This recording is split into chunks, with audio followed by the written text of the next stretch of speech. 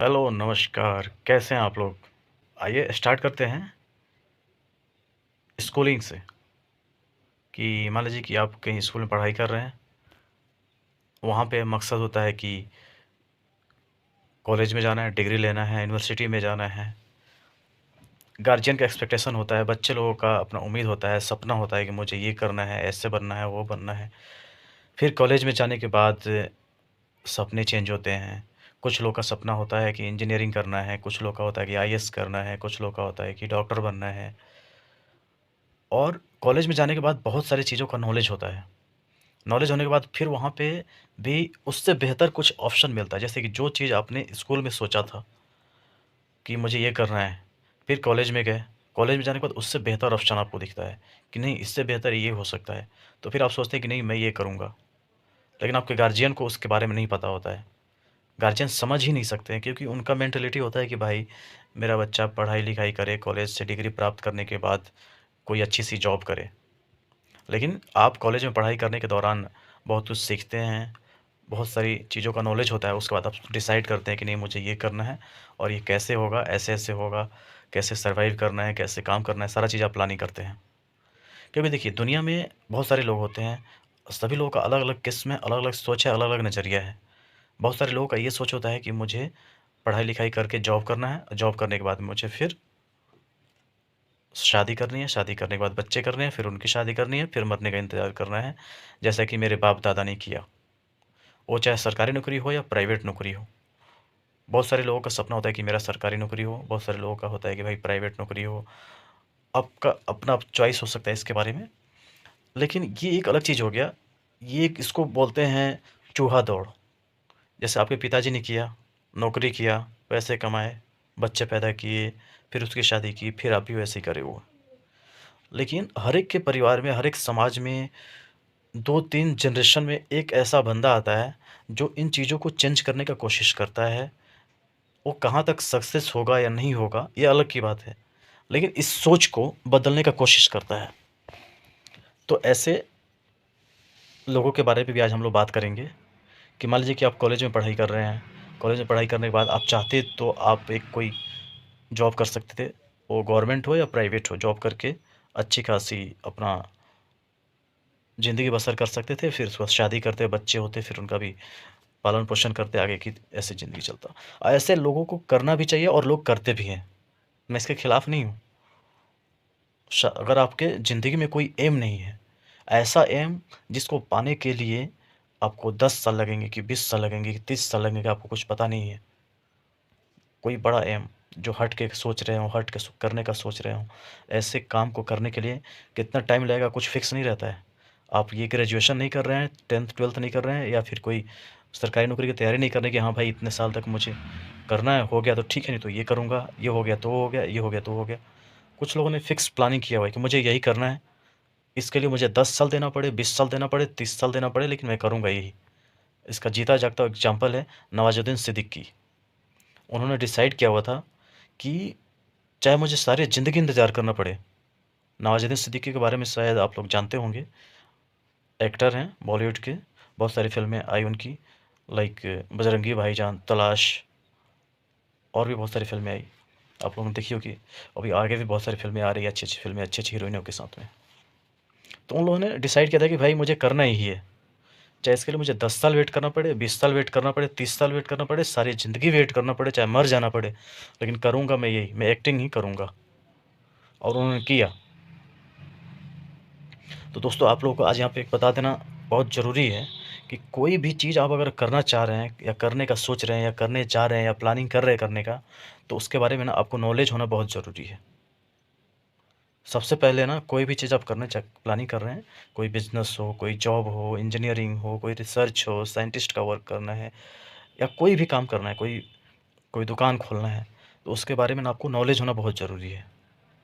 Knowledge इकट्ठा कीजिए, उसके बारे में रिसर्च कीजिए कि कैसे होता है, क्या होता है। और नॉलेज भी ऐसे जगह से लीजिए जो सर्टिफाइड हो, प्रूव्ड हो कि हाँ भाई यहाँ का नॉलेज गारंटी के साथ अच्छा ही होगा, ओरिजिनल होगा। ऐसे बहुत सारे नॉलेज देने वाले लोग कोचिंग इंस्टीट्यूट खोल के बैठे हुए हैं जिनको प्रॉपर खुद नॉलेज नहीं होता है, वो नॉलेज दे रहे होते हैं। इसलिए ज़रूरी है कि नॉलेज आपको ऐसे जगह से लेना है जहाँ पे अप्रूव्ड हो और वहाँ का नॉलेज गारंटी के साथ अच्छा ही होगा, तो पहले ये भी पता कीजिए कि आप नॉलेज कहाँ से लेने का प्लानिंग कर रहे हैं। वहाँ से नॉलेज लीजिए, नॉलेज लेने के बाद फिर आगे का काम कीजिए। तब आपके अंदर आत्मविश्वास रहेगा, तब आप अपने मकसद में कामयाब हो पाएँगे। ठीक है? अगर आपका मकसद है कि हाँ भाई मेरा शादी हो, मेरी नौकरी हो, मेरे बच्चे हों, तो आप ना आराम से कोई नौकरी कीजिए। सरकारी नौकरी करना चाह रहे हैं, सरकारी कीजिए। प्राइवेट करना चाह रहे हैं, प्राइवेट कीजिए। सरकारी नौकरी, एक मैंने कहावत सुनी है कि रोड पे गाड़ी चलता है, तो सबका एक्सीडेंट नहीं होता है ना, सब चले जाते हैं, किसी-किसी का एक्सीडेंट हो जाता है। उसी तरीके से आजकल सरकारी नौकरी में कंडीशन हो चुका है बच्चे लोगों का। सब लोग एग्ज़ाम दे रहे हैं, 5 लाख, 10 लाख, 20 लाख हर साल बच्चे लोग आ रहे हैं, एग्ज़ाम दे रहे हैं, उसी में से 1-2 लोगों का हो जाता है। खैर ये तो मज़ाक की बात है। तो अगर मैं कहने का मतलब ये है कि सरकारी नौकरी नहीं होता है, तो आप प्राइवेट नौकरी, कोई छोटा-मोटा बिज़नेस कीजिए। ऐसा नहीं है कि समय चेंज हो रहा है कि सरकारी नौकरी के ऊपर डिपेंडेंट नहीं रहने का है। हो रहा है तो ठीक है, नहीं हो तो कोई बात नहीं। आप प्राइवेट जॉब कीजिए, कोई और काम कीजिए, बिज़नेस कीजिए, बहुत सारे ऑप्शन हैं आजकल। काम करके पैसे आने चाहिए बस। कोई भी काम कीजिए, पैसे आने चाहिए, शादी कीजिए, अपना सेटल हो जाइए। जैसे कि परंपरा चलता आ रहा है और अक्सर ये वीडियो जो देख रहे हैं 95% लोग ऐसे ही लोग होंगे यहाँ पे। लेकिन मैं आज बात कर रहा हूँ वो 5% लोगों का जो जिनके ज़िंदगी में कुछ मकसद होता है कि भाई मुझे यही करना है और मैं अपने चॉइस का काम करूँगा। चाहे उसमें मुझे पैसे मिले, नहीं मिले, रात को करना पड़े, दिन को करना पड़े, 24 घंटे करना पड़े, मैं वही करूँगा जो मुझे करना है। चाहे इसके लिए कुछ भी करना पड़े, मुझे कोई फ़र्क नहीं पड़ता है। तो ऐसे लोगों के बारे में मैं कुछ चीज़ें बताना चाहता हूँ कि सबसे पहले तो आपको नॉलेज गेन करना है उसके बारे में, हर एक चीज़ उसके बारे में जानकारी इकट्ठा करके फिर कदम बढ़ाना है आगे। और आपको ये डिसाइड करके चलना होगा कि आपको केवल वही करना है। इसमें आपके गार्जियन का सपोर्ट भी नहीं मिल सकता है। इसमें गार्जियन आपको, एक एज आएगा जब आपके गार्जियन आपके ऊपर प्रेशर बनाएँगे कि शादी कर लो, आपको शादी भी नहीं करना है। जब तक आपको ये ना लगे कि आप 2-3 लोगों का खर्चा ऐसे ही उठा सकते हैं, घर बैठे-बैठे या बिना काम किए या जो काम कर रहे हैं उसको करते हुए, तब तक आपको शादी नहीं करना है, या हो सकता है कि शादी बिल्कुल करना ही नहीं है। क्योंकि कुछ लोग का ऐसा एम होता है जिसको करने में काफ़ी टाइम, काफ़ी शिद्दत चाहिए होता है, काफ़ी समर्पण चाहिए होता है, डेडिकेशन चाहिए होता है।